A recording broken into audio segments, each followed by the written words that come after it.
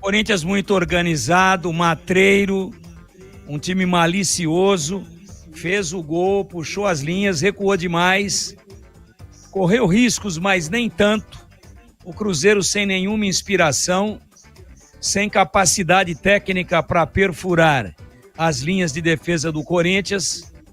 E olha que no contra-ataque o Corinthians poderia ter ampliado ainda mais a vantagem.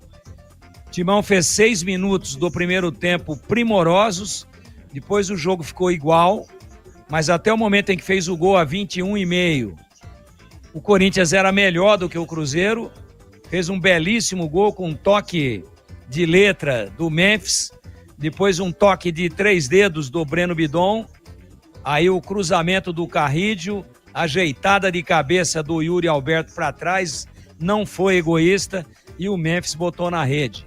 Tinha muito jogo pela frente, o Corinthians, com o regulamento embaixo do braço, quebrou o ritmo do jogo como pôde, valorizando as reposições, chamando faltas, ou seja, não deixando o jogo deslanchar. E aí ganhou. Uma vitória importantíssima, para mim justa, de um time mais organizado, de um time com uma estratégia de jogo muito bem definida e que, enquanto não tinha feito seu gol ainda, em nenhum momento encolheu para o Cruzeiro. E mesmo com 1-0 ainda deu algumas estocadas perigosas, tanto no primeiro tempo quanto no segundo.